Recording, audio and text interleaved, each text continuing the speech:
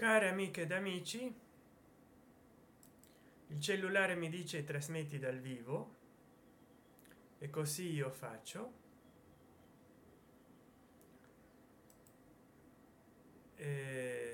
Naturalmente, perché non dovrei. Il titolo l'ho impostato live, poi vabbè dovrò editare il video, ma voglio fare una cosa al volo, dato che è tardi, sono le 23:26 e quindi io so che già mi seguono in due e c'ho 3 like. Grazie per i 4 like, grazie per i 4 like a tutti quegli miei amici e amiche che mi seguono, e siete in, in tre a seguirmi o in quattro. Non so di che parlarvi, ma visto che è sabato notte, che non ho niente da fare, l'altra volta ho fatto un live, l'ho dovuto tagliare perché era tardi, nel quale parlavo dei soldi del Vaticano, cioè che questo papa riformatore che è venuto dall'altra parte del mondo non ha riformato niente, non si sa perché non gliel'hanno permesso o perché non l'abbia voluto fare. Quanto di suo c'è nella mancata riforma, però non per niente lo stato pontificio, la curia romana, hanno più di 2000 anni di storia, quindi è il gatto pardo, tutto cambia perché nulla cambi. Poi un'altra cosa, mi piace molto che mi salutiate e mediate dei saluti e dei suggerimenti nel chat dal vivo, però se potete mi raccomando, commentate e salutatemi nei commentari, perché una volta che termina il live così rimarranno i vostri commentari sotto sotto la descrizione. Invece se commentate dal live poi non rimane nulla nel video. Comunque il mio ultimo live lo hanno visto 23 persone. Adesso in Facebook qualcuno mi ha fatto vedere un video di musica partenopea ed io ho approfittato per mettere nei commentari di quel post tutti i miei video di musica, ma si direbbe che non ho ottenuto molte visualizzazioni. E vabbè, chi se ne importa. Tanto fantastico, bello. Grazie Monir Zamita, grazie per seguirmi, grazie amico. Allora, se avete un tema da propormi, proponetemelo. Io esattamente non so di che parlare. Qua a Roma sono le 23:29, sabato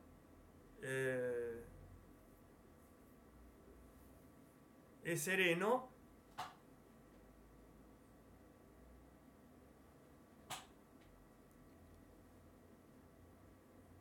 E niente, ci sono 17 gradi, fresco con rispetto ai giorni e alle settimane precedenti. Mi è arrivato un suggerimento. Bene, grazie a te Monir Zamita per seguirmi. Allora niente, ci sono molte cose delle quali vorrei parlarvi. Le provocazioni di Donald Trump al leader della Corea del Nord, che non mi ricordo mai come si chiama,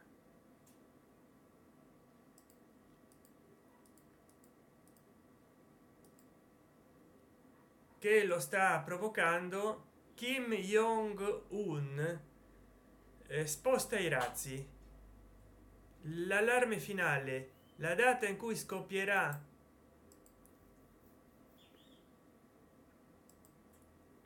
perché addirittura ci sono delle persone che dicono che ci sarà un conflitto nucleare e sanno la data in cui può iniziare la guerra, perché questo è stato pubblicato il 30 settembre. Corea del Nord, Kim Jong-un sposta i missili, la data in cui può iniziare la guerra.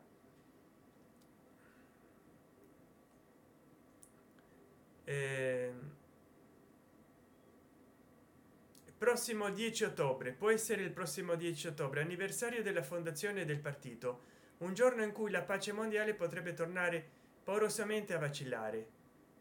Non so come lo possano dire, forse è un pretesto per gli americani, per i nordamericani di attaccarli, ma se la guerra è così imminente da mancare in pratica alla fine del mondo 20-21 giorni, come mai nella rai non ne parlano e ne parla Libero, per esempio il quotidiano.it libero? Vabbè che Libero si è reso famoso per delle bufale anche.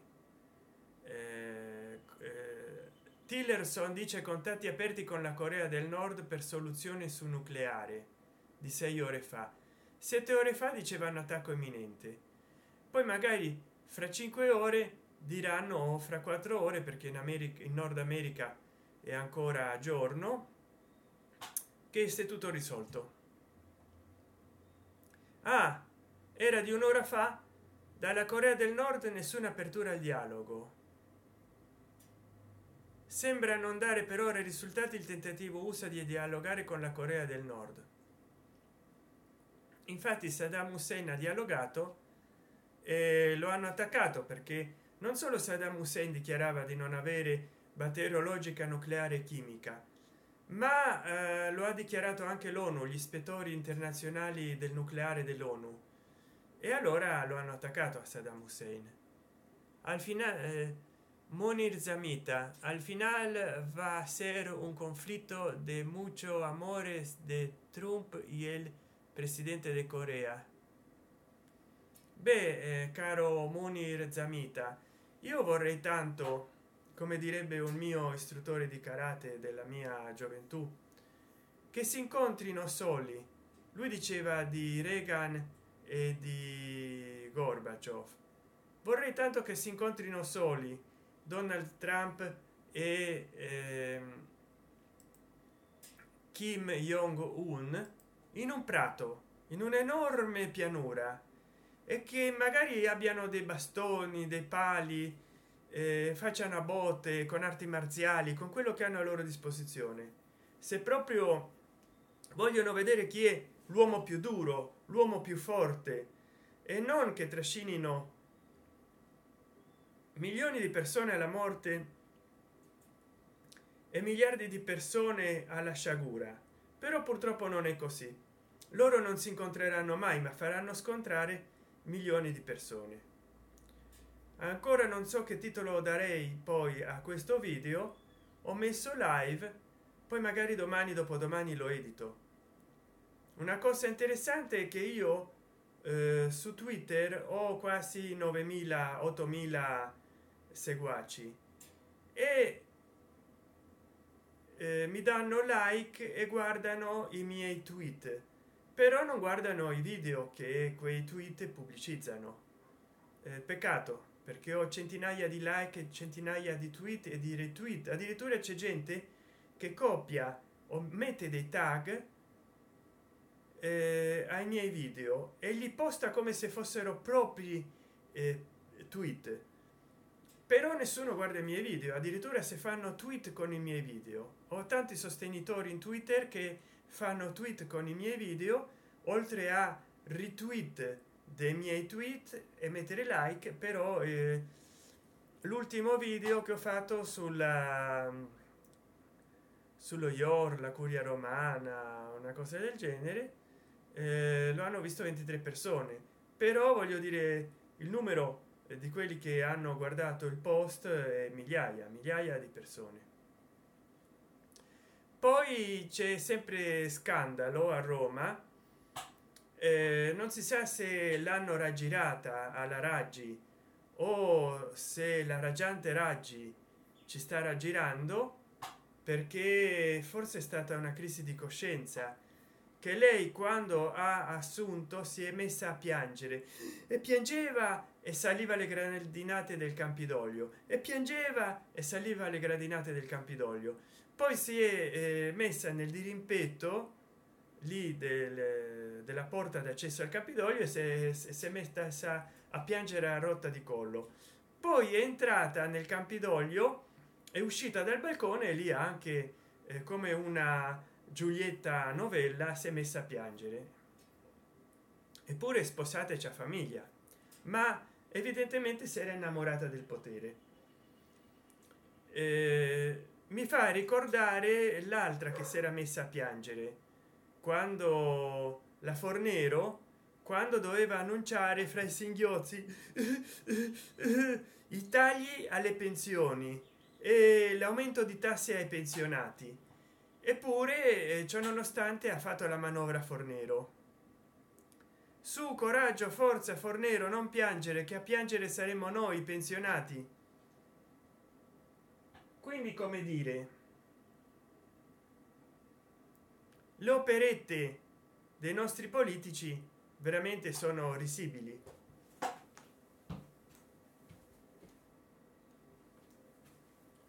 Ma si sa, ognuno ha i politici che si merita e voi evidentemente vi meritate questa classe politica. Non per carità che io come molti non abbiamo avuto non abbia avuto fiducia come molti del movimento 5 stelle all'inizio, anche perché io non è che avevo fiducia nel movimento 5 stelle, avevo perso fiducia nella politica. Nei politici già non ci ho mai creduto, nei partiti politici meno che mai, ma nella politica già non avevo nessuna fiducia. Allora voto di protesta è stato proprio votare il movimento 5 stelle. Certo, non ho potuto votare sindaco perché ho visto gli ultimi sindaci di destra e di sinistra quello che sono stati, però a livello nazionale ho sempre votato e devo dire che anche loro mi stanno deludendo. Allora non so, visto che non sono di sinistra, non sono di destra, non sono grillino perché io ho solo votato per protesta a loro, allora ecco, io sono un anarco individualista, non anarchico di sinistra, un anarco individualista liberale. Sono per il libero pensiero, sono anarco individualista, sono come Nietzsche, Friedrich Nietzsche. Come disse Aleister Crowley una volta, quando lui andò a parlare a favore delle suffragette che volevano il voto per le donne, lo acclamarono, poi però lo fischiarono perché si mise a dire in quel pulpito che lui era favorevole al voto per le donne, perché la politica è così stupida ed è fatta per gli stupidi che solo le donne dovrebbero votare, gli uomini dovrebbero astenersi dal votare, perché votare non serve a niente. Quindi ecco il sarcasmo di Aleister Crowley, che lui era in un'epoca nella quale a Londra le donne non votavano, lui era favorevole al voto femminile, ma non per garantire un'uguaglianza di diritti, anzi al contrario, perché riteneva che la politica fosse una cosa così indegna di gente pensante che lui, essendo misogino, pensava che solo le donne potevano credere alle promesse dei politici, non sapendo ragionare bene come gli uomini. Allora lui credeva che solo le donne dovevano votare, che gli uomini si dovevano astenere dal votare perché tanto non serviva a niente. Quindi come dire, per me non è stata una conquista dei diritti delle donne far votare anche le donne, è stata umiliarle, perché il voto non serve a niente. Come diceva Joseph Stalin, chi conta e chi conta i voti, chi vota non conta niente. Munir Zamita, mañana va a votar Cataluña para independencia, desempeña como usted y como Beh, io penso che hanno diritto all'indipendenza, anche se quello andrà a scapito della Spagna, l'indipendenza della Catalogna. D'altra parte l'Europa e la NATO hanno sempre avuto due pesi e due misure, perché da una parte sono intervenuti per l'indipendenza più che altro non politica ma economica dell'Ucraina dalla Russia. Quindi la scissione dell'Ucraina dalla Russia è stata vista come buona, invece il Brexit, il Grexit e adesso la Catalogna exit sono visti come negativi perché sono sconvenienti all'Unione Europea sulla quale si appoggia la NATO. Io dico, se è stato giusto appoggiare gli indipendentisti dell'Ucraina, allora è anche giusto appoggiare gli indipendentisti della Gran Bretagna e gli indipendentisti della Catalogna. E non è giusto parlare di secessione ma di indipendentismo. Allora, com'è possibile che sia aiutato, sia appoggiato anche con armi gli ucrainiani per essere indipendenti economicamente, perché già politicamente lo sono uno stato a parte, ma perché escano dalla comunità degli stati indipendenti, dalla CSI, che in pratica è dominata dalla Russia? Come mai si appoggia l'indipendenza dell'Ucraina dalla CSI, comunità di stati indipendenti, di cui leader è la Russia, e invece non si appoggia la stessa volontà di indipendenza della Catalogna e del Regno Unito? Perché il Regno Unito è cattivo quando vuole uscire dalla Unione Europea e invece dalla comunità di stati indipendenti, che è una specie di unione slava, è buona l'Ucraina? Allora si hanno sempre due pesi e due misure. Io credo che l'Unione Europea o dovrebbe proibire l'uscita dell'Ucraina dalla CSI, dalla comunità di stati indipendenti, o dovrebbe permettere alla Catalogna di uscire dalla Spagna, perché fin quando l'Ucraina vuole entrare in Europa si vuole castigare la Russia con gli embarghi, quando invece la Catalogna vuole uscire dalla Spagna e dall'Europa si vuole castigare la Catalogna. Cioè c'è un doppio gioco: o va bene per tutti fare una cosa o va male per tutti l'indipendenza. Invece si vede che l'Unione Europea fa solo i comodi che gli conviene assieme agli Stati Uniti, così come tutte le guerre preventive ingiustificate ed ingiustificabili che si sono fatte, e anche le primavere arabe che hanno distrutto la Libia, l'Iraq, la Siria, che veramente quei dittatori andavano contro gli integralisti islamici, che erano i terroristi, ma quando erano i dittatori ad ucciderli erano dei poveri e inermi civili. E si è creduto veramente che nelle primavere arabe non fossero intervenute frazioni armate di mercenari e anche lotte intestine interne dell'esercito, eccetera. Invece erano lotte tribali di fazioni armate dell'esercito opposte tribalmente fra di loro in Libia e in Siria. Poi quando le fazioni cosiddette moderate hanno perso terreno e hanno guadagnato terreno i mercenari e gli integralisti islamici, ci si è trovati di fronte alla realtà che Bashar al-Assad, Gheddafi, Muammar Gheddafi e Saddam Hussein non uccidevano inermi civili, ma uccidevano migliaia di terroristi all'anno. E adesso in Libia ci sono stati decine o centinaia di migliaia di morti, e questo non si dice. Eppure Gheddafi uccideva centinaia di persone all'anno perché erano terroristi. Vabbè, però se era Gheddafi a ucciderli, uccideva persone inermi ed era un dittatore cattivo. Invece se uno si trova poi a combattere quelle stesse persone al posto di Gheddafi, sono dei terroristi, ma magari lo sono sempre stati fin dall'inizio. Quindi, che dire, io credo che se ha avuto ragione l'Ucraina a indipendizzarsi dalla comunità di stati indipendenti che ha fondato la Russia per continuare il modello della ex Unione Sovietica economicamente, capitalisticamente, se ha avuto Gran Bretagna ragione di uscire dall'Unione Europea con il Brexit, soprattutto il Regno Unito, perché Scozia e Galles vogliono rimanere in Europa, avrà anche ragione Catalogna prima di uscire dalla Spagna e poi di uscire dall'Unione Economica Europea. Se no, allora perché si è aiutato l'Ucraina ad uscire fuori dalla comunità di stati indipendenti? Due misure, due pesi. Quindi grazie del tema, caro amico Mounir Zamita.